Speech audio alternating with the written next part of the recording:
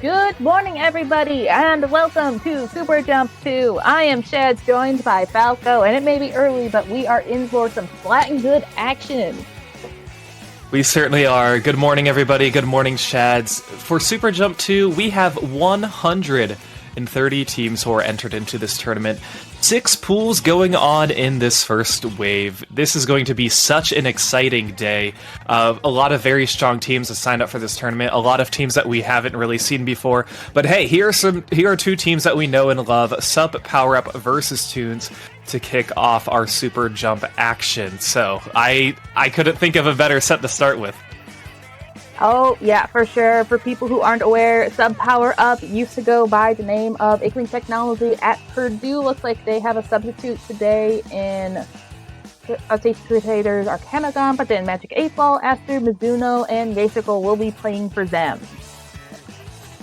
That's right. And our first map and mode that we are going to be playing today, you can't see it yet, but we are playing Humpback Pump Track Kaleum Blitz. We were actually talking about this just before the stream and how this is a heavy hitter map and mode to open up on. Is that right?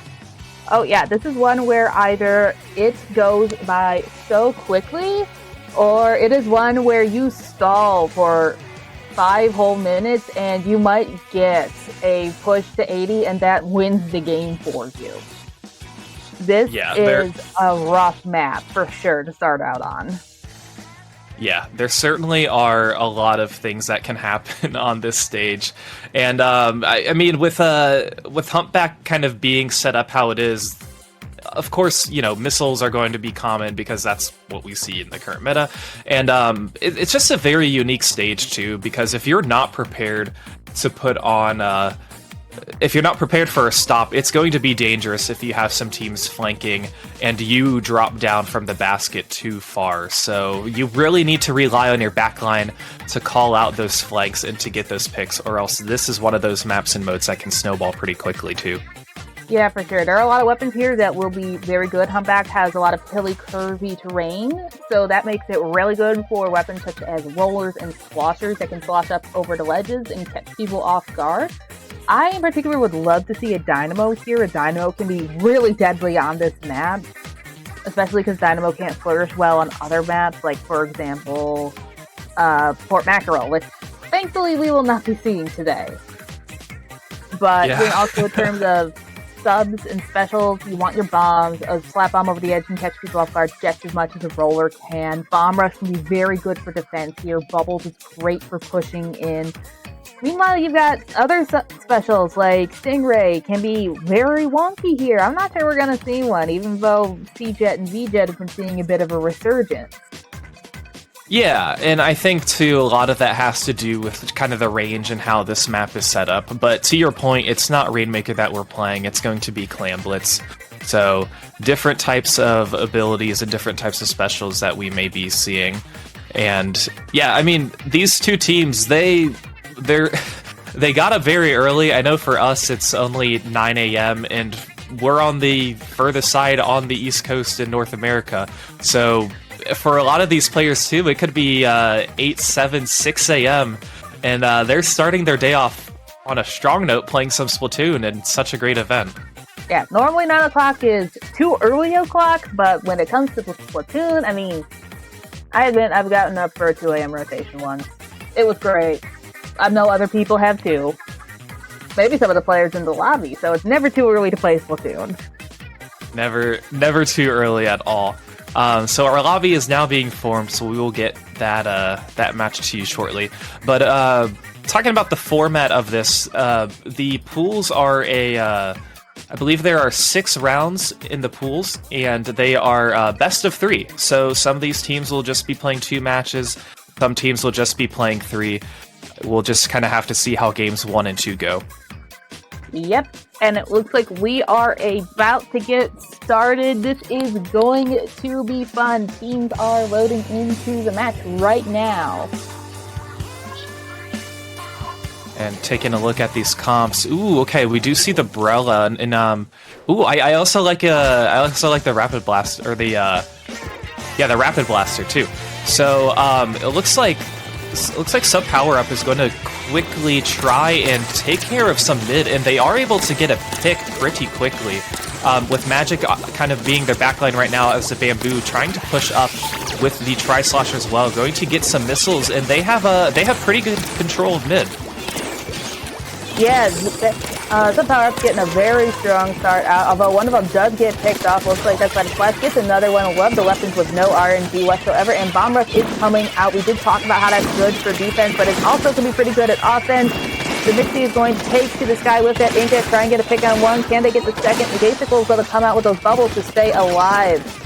And looks like Fleck gets taken down as well, so we quickly, the first minute has almost elapsed, and both the teams are really just poking at each other. Neither one has managed to get a power plan yet.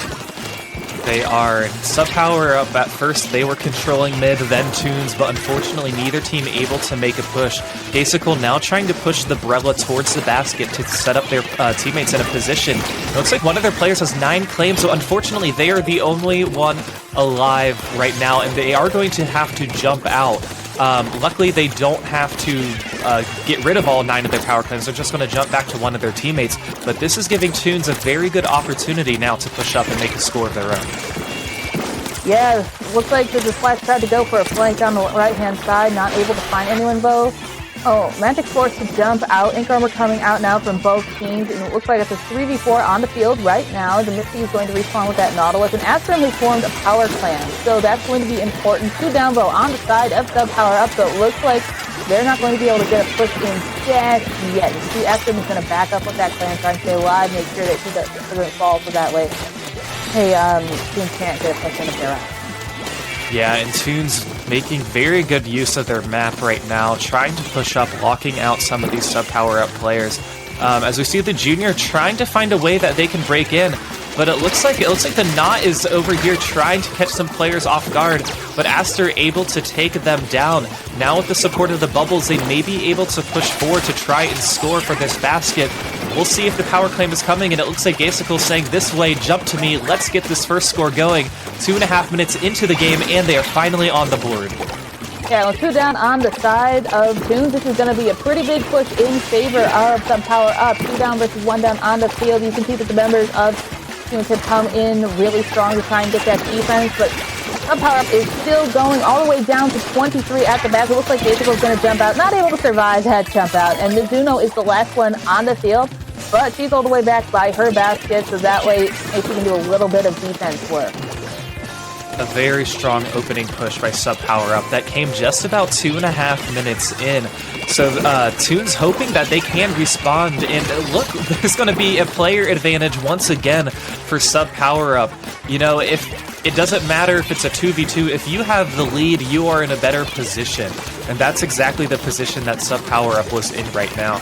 But Tunes trying to make something of their own, have a few specials lined up, trying to use them, but a few of their players are going to be pushed back, once again giving Sub Power Up an opportunity to try and push towards the basket.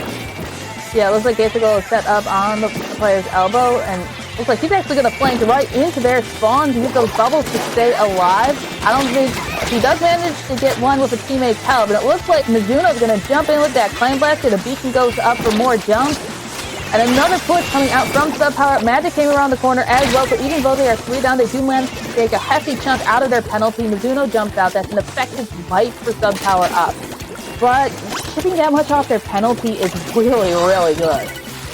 Yeah, they did get quite a few off of their penalty, and I was going to say that is a very tricky position to be in if you are Tunes, having that Sub Power Up team push up on the right side, but they are now able to score, getting 2 power claims in, but they are going to have 3 players go down right now, and it looks like it's just a Knot who's actually doing a very good job getting a few picks of their own. But this is going to be a tough 30 seconds for Tunes if they want to try and score.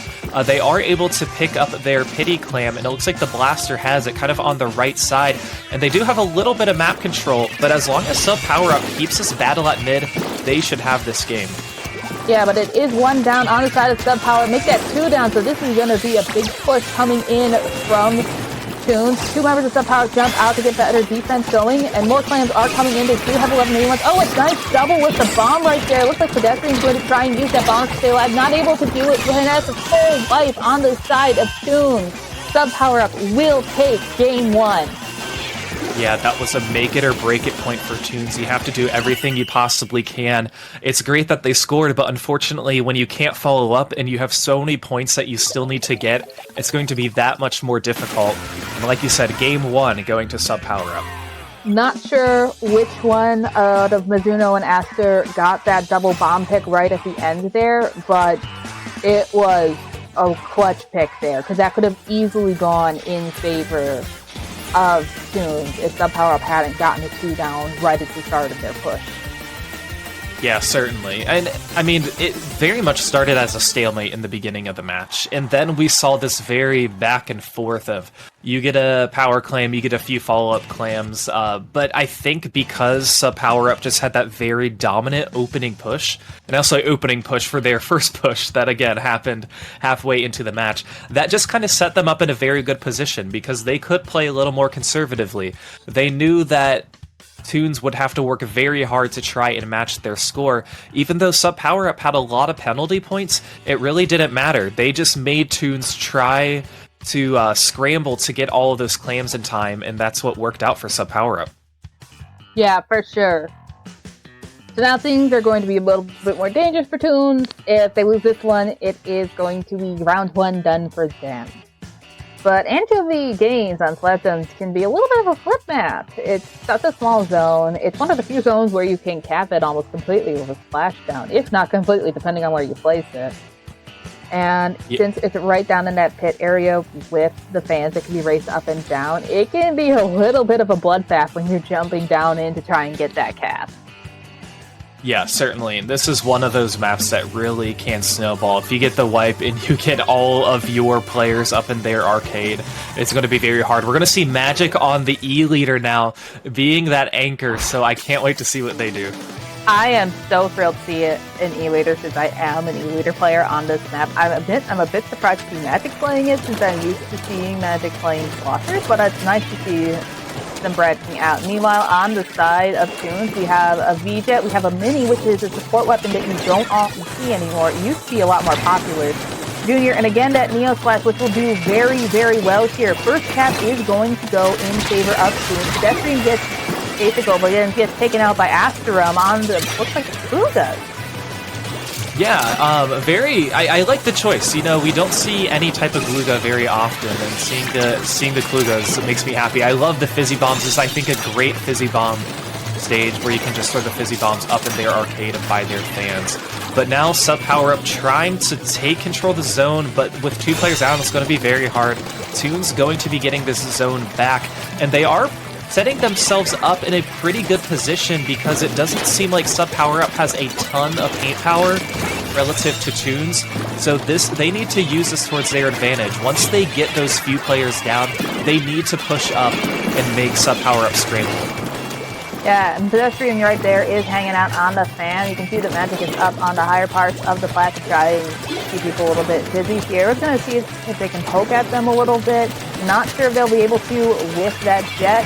Looks like Bomb Rush coming out, so that is the Curling Bomb Rush 10 that Gasical is running. So that has Curling Bomb and Wall, I believe. And Sub Power Up will get the cap, 1 down on each side of the field. Sierra getting that pick on Gasical as they try to climb up the fan. This is coming out, Armor coming out from Toons.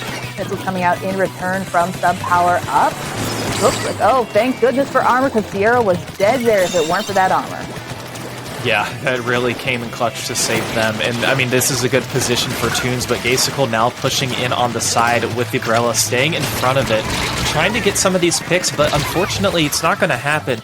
Sub Power Up has been having a harder time this match, and I think it all has to do with kind of the paint power that Toons has. So now Sierra trying to push forward with the support of one of their teammates who's already up in the arcade, getting 2 picks from them, and now this is where dangerous things can happen. And Sub Power Up, they really need to gather some of their specials, work together to try and find a place that they can break in. But the map control by Toons right now is making that very hard. Yeah, Rain coming out, Fizzy's coming out. Looks like Gasical has that Curling Rush going in. 3 down on the side of Sub Power Up. Oh, that is heartbreaking for them. Mizuno's going to see if they can make a hero play. Not sure if they can. No, they cannot. A 2v1 is very, very hard to win. So the game gets flipped in favor of Toons, so we see our first best of 3 set actually going to game 3. You know, if you would have told me that we would see that during the very first set of Super Jump 2, I wouldn't have believed you, especially in pools when things tend to be a little more staggered with the positioning of some of these teams. But hey, this is why we're showing you this match. These two teams very competitive with one another. Sub Power Up getting the win on the first game, Toons getting the win on the second. So we're moving on to game 3. Yeah, and that is going to be Tower Control Starfish, so this is going to be fun. It's one of those maps where it can be very hard to get past the first checkpoint and the second checkpoint, but once you get past the second checkpoint, it snowballs like crazy.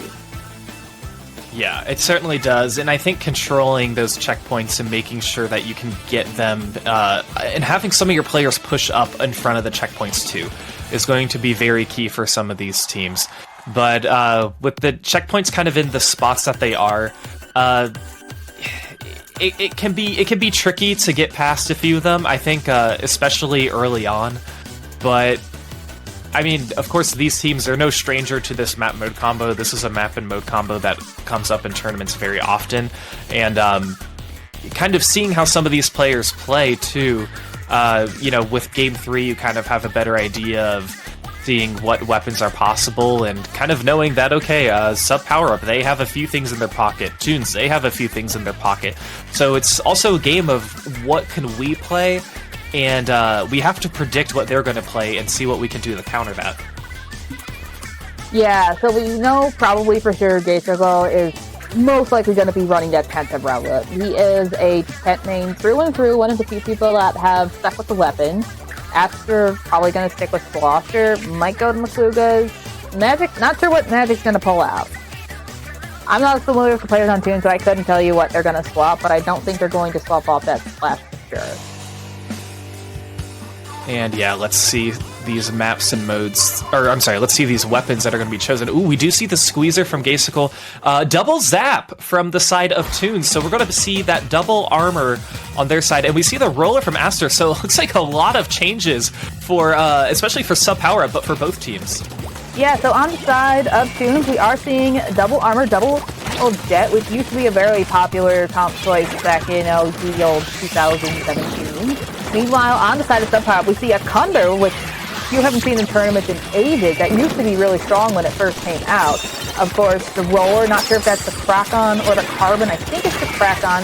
Cunder going down on the side of Sub Power Up. And then, of course, Gasicle on the Squeezer. So, not as much paint as I would like to see for a roller, but it could work. Aster's going to fall to the Jet, who didn't get taken out by, it looks like that Squeezer. And then another Jet armor coming out now from Toons. Gasicle coming out with the bubbles, not managing to find anyone. They do have one bubble in the back, though. It's 2, actually, with that bubble, so nice 2v2, and the third one jumps out, so that's going to be very effectively down on the side of Toons. Yeah, that is still a win for Toons, so getting past that first checkpoint this early on, they immediately hopped on the tower, had no problem getting past that first checkpoint. So if they put all of their focus in stopping Sub Power Up from trying to get past that checkpoint in this position, that's going to be very crucial for them. But now Magic is going to be on the tower, trying to watch and see where some of these players are for Toons, and they are going to be approaching their first checkpoint, but no, the Splash is going to be taking them out. Can they get the Roller as well? Roller is now going to go down, so a very good stop for Toons. 3 down. Looks like Gasicle is going to fall as well, so 3 down on the side of Sub Power Up. And the members of Toons are going to push really far into the street area to try and make sure that they can get ground. They have all 4 specials at the ready, so this push, unless Sub Power Up can get a good pick, it's going to hurt. First into Armor Jet combo coming out, picks off, looks like Astrum on the roller. Got 2 down on the side of Sub Power Up. And they're checkpoint. And now Toons really taking advantage of this, spotting where some of these players are, catching all the flanks, and this is why it's very hard for Sub Power Up. You know, somebody mentioned this on Friday Night Frenzy last night, but getting these full wipes is sometimes not as bad as these staggered wipes, because you're always going to be hopping in a 3v4 and them getting all the way to 1, but that is 3 players down. Toons needs to get back on this tower, but they just aren't in a good position to, because it looks like one of the members from Sub Power Up was just hiding on the tower, and this is where Toons, they really need to try and push, but some power-up, they need to stay focused and build some of these specials just to prevent that KO. Play the long game for now. Gotta get this pick immediately, but it looks like it's not going to happen. That one is going to Toons. Heartbreaking for sub power up, but they fought hard, and I do think that they're going to go pretty far in the tournament. Oh, certainly. I mean, that game 2 that we saw was very dominant of Toons, and game 1 they struggled with a little bit, but you know, sub power up, they're a team. They're still going to do very well in this tournament. We've seen them play kind of in the mid-level arena. So, I mean, it's better to go down to 1 just for the sake of your record. Now, morally, it's, you know, oh, we were very close. We couldn't quite get it. But yeah, I mean, a fantastic job for Toons. That's gotta feel good for them winning the first set. Yeah, for sure. So with that is going to wrap up. Up set number 1 here on stream. And again, Toons getting that victory 2-1 over sub power up. But I believe we're going to be taking. We have our next game that we're going to be broadcasting. It's actually going to be the Cascade Duck Crew versus Knights of the Roundy Table. I love both those names.